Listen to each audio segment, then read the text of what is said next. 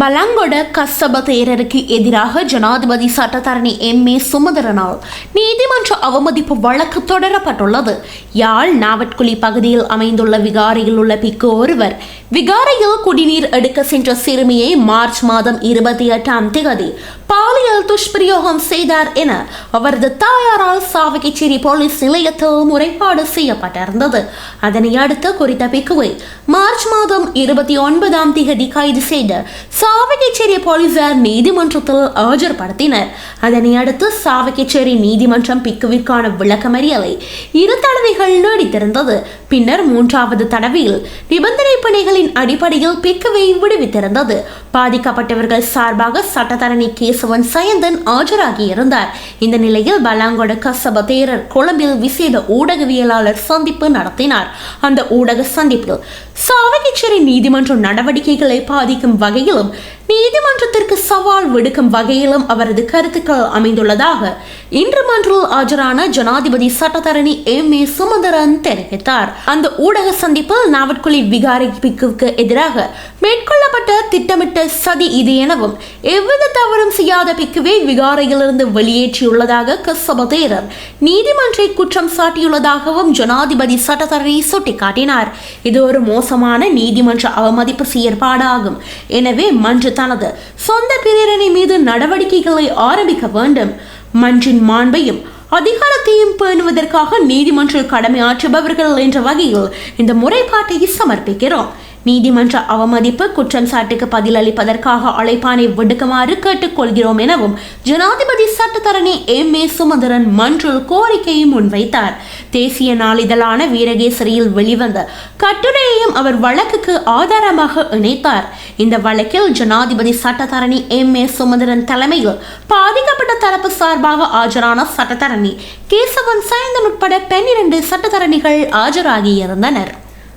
இன்றைய தினம் சாவகச்சேரி நீதவான் நீதிமன்றத்திலே நாவட்குழி விகாரையிலே ஒருவர் ஒரு சிறுமிக்கு எதிராக பாலியல் பலாத்காரம் செய்தார் என்கின்ற குற்றச்சாட்டிலே முதலிலே கைது செய்யப்பட்டு விளக்கமறியலில் வைக்கப்பட்டு பின்னர் பிணையிலே விடுவிக்கப்பட்டிருக்கிற வழக்கு சம்பந்தமாக கொழும்பிலே ஒரு விசேட ஊடகவியலாளர் சந்திப்பு ஒன்றை அறிவித்து பலாங்கொட கசப தேரர் அவர்கள் சொன்ன சில கூற்றுக்கள் சம்பந்தமாக நீதிமன்றத்துடைய அவதானத்தை சட்டத்தரணிகளாக நாங்கள் முன்வைத்திருக்கிறோம். அவர் சொன்ன அந்த கூற்றுக்கள் நாடளாவிய ரீதியிலையும் நாட்டுக்கு வெளியேயும் பல ஊடகங்கள் மூலமாக பிரசுரமாகி இருக்கின்றன. தேசிய பத்திரிகையான வீரகேசரி பத்திரிகையின் மூலப்பிரதி ஒன்றையும் அதற்கு உதாரணமாக மன்றிலே நாங்கள் சமர்ப்பித்திருக்கிறோம். அந்த கூட்டிலே இந்த நீதிமன்ற சட்ட நடவடிக்கைகள் ஒரு சூழ்ச்சியாக செய்யப்படுகிறதாகவும் வடக்கிலே இருந்து பிக்குகளையும் பௌத்தத்தையும் வெளியேற்றுவதற்கான ஒரு பாரிய சூழ்ச்சி என்கின்ற தோரணையிலே அவர் அந்த ஊடகவியலாளர் மாநாட்டிலே கூறியிருக்கிறார். அந்த வழக்கிலே முன்னிலையாகிற பாதிக்கப்பட்டவர் சார்பாக முன்னிலையாகிற சட்டத்தரணி கேசவன் சாயந்தன் அவர்களும் என்னுடைய பெயரையும் சொல்லியிருக்கிறார். நாங்கள் இதை ஒரு சூழ்ச்சியாக செய்கிறோம் என்பது அவருடைய குற்றச்சாட்டு. மன்றிலே இதை குறித்த முறைப்பாட்டை செய்கிற போது நாங்கள் தெளிவாக சொல்லியிருக்கிறோம், இது எங்களுடைய பெயர்கள் சம்பந்தமான விடயமே அல்ல. நாங்கள் நீதிமன்ற உத்தியோகத்தர்கள், நீதிமன்றம்தான் சட்ட நடவடிக்கை எடுத்துள்ளது. ஆகவே எடுக்கப்பட்ட சட்ட நடவடிக்கை ஒரு சூழ்ச்சி என்று சொன்னால் அது நீதிமன்றம் ஒரு சூழ்ச்சி செய்கிறதாக அவர் குற்றச்சாட்டுகிறார். அது மட்டுமல்லாமல் பிணை நிபந்தனையாக அவர் அந்த விகாரையிலே தங்கியிருக்கக்கூடாது என்று சொன்ன நிபந்தனையை கடுமையாக விமர்சித்திருக்கிறார். பாதிக்கப்பட்ட ஒரு தரப்பு, அதுவும் விசேடமாக இப்படியான ஒரு குற்றச்சாட்டினாலே பாதிக்கப்பட்ட ஒரு தரப்பு நீதிமன்றத்திலே சாட்சியாக வர வேண்டிய முறைப்பாட்டாளர் சாட்சியாக வர வேண்டிய ஒரு தரப்பு, அவரை பாதுகாப்பதற்காக நீதிமன்றம் எந்த பிணை நிபந்தனையையும் வைக்கலாம். பிணை வழங்குவது நியதி, பிணையை மறுப்பதுதான் விதிவிலக்கு என்று சட்டம் கூறுகிற காரணத்தினாலே நீதிமன்றம் பிணை வழங்குகிறது. இல்லாவிட்டால் இப்படியான வழக்குகளிலே பிணை கூட மறுக்கப்படலாம்.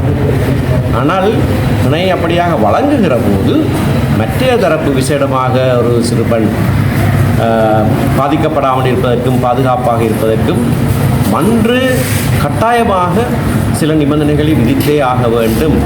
ஆகவே அப்படியான ஒரு நிபந்தனையை விதித்ததை அவர் வழக்கிலே இருந்து பௌத்தத்தை வெளியேற்றுவதற்கு நீதிமன்றமும் சேர்ந்து சூழ்ச்சி செய்கிறதாக சொல்லியிருப்பது நீதி நிர்வாகத்தை பாதிப்பது மட்டுமல்ல, நீதிமன்றத்தினுடைய மாண்பையும் நீதிமன்றத்துடைய மரியாதையும் வெகுவாக பாதிப்புக்கு உள்ளாக்குகிற ஒரு விடயம். ஆகையினாலே புதிதாக சொல்லுகிற போது 2024ஆம் ஆண்டு 8ஆம் இலக்க சட்டமாக இயற்றப்பட்ட நீதிமன்ற அவமதிப்பு சட்டம் மிக தெளிவாக முதல்நிலை நீதிமன்றத்துக்கும் இப்படியான விடயங்கள் சம்பந்தமான நியாயாதிக்கத்தை கொடுத்துள்ளது.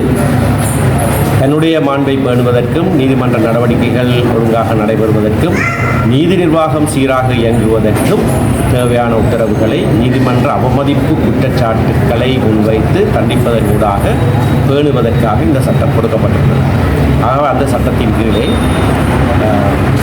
நீதிமன்றம் தன்னுடைய சொந்த பிரேரணையின் மூலமாக இந்த பலாங்குட கசப்ப தேரருக்கு எதிராக நீதிமன்ற அவமதிப்பு நடவடிக்கைகளை ஆரம்பிக்கலாம் என்பதையும் அந்த சட்டத்தின் பிரிவுகளுக்கு அமைய நான் சுட்டிக்காட்டியிருக்கிறேன்.